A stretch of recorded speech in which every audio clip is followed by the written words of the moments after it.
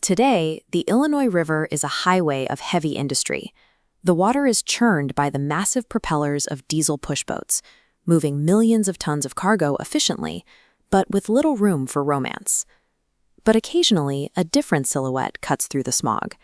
The Julia Belle Swain is one of the last authentic, steam-powered passenger boats operating on the Mississippi River system.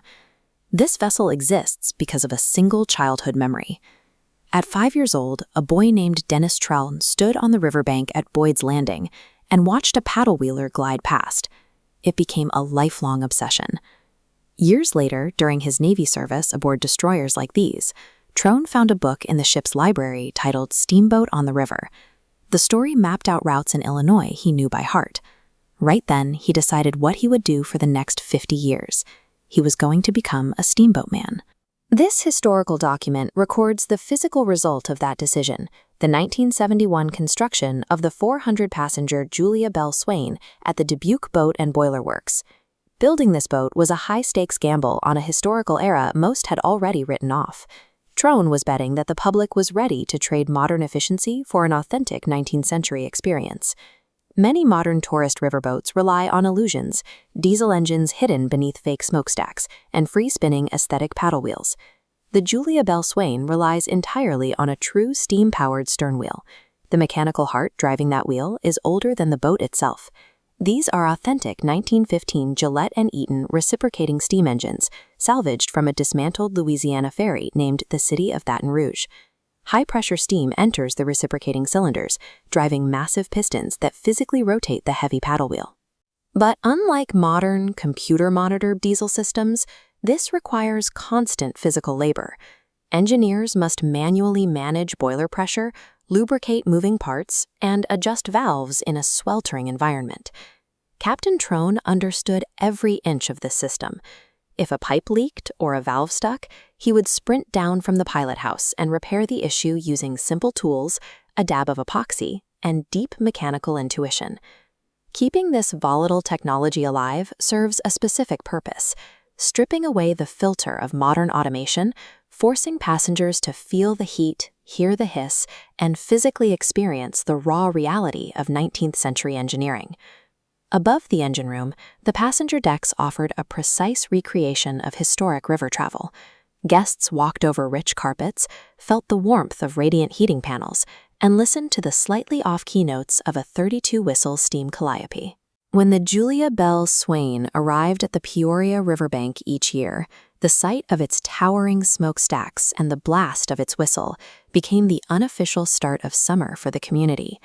The vessel also generated a highly localized economy. The boat ran continuous overnight excursions up the Illinois River to Starved Rock State Park. These regular influxes of passengers reliably filled midweek vacancies at the local lodges, keeping surrounding hospitality businesses afloat. The boat's reputation eventually expanded beyond Illinois. In 1976, it entered the Great Steamboat Race. Despite its smaller size, it outmaneuvered and defeated larger, legendary rifles like the Delta Queen and the Belle of Louisville.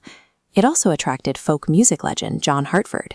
He frequently wrote songs about the boat and its crew, and often stepped in as a guest pilot, cementing the vessel's place in American pop culture. Between racing victories and musical tributes, the boat established a unique status on the river. It functioned as a primary cultural anchor for the communities it served. That cultural anchor was lost on May 5, 2008. Captain Dennis Trone died in a single-engine airplane crash, leaving the riverboat community without its most experienced leader. Without his deep technical knowledge and financial backing, the boat quickly encountered the harsh realities of the modern economy. During the ensuing recession, ridership dropped, and the vessel was eventually pulled from service, sitting completely dormant for years. Returning a historical vessel to the water requires navigating strict modern safety standards. This Coast Guard document outlines the rigorous inspection protocols for small passenger vessels, known as keyboats. Complying with these federal regulations involves millions of dollars in physical labor. Inspectors mandate extensive hull rebuilds, massive sandblasting operations to strip away decades of old paint, and complete retrofitting for ADA compliance, all while fighting the constant decay of the river environment. Despite multiple fundraising attempts by nonprofit groups, those overwhelming costs have stalled preservation efforts. Today, the Julia Belle Swain sits quietly at an Illinois river mooring, its future highly uncertain. Ultimately, the story of the Julia Belle Swain highlights the value of preserving history as a physical experience, rather than a collection of static memories.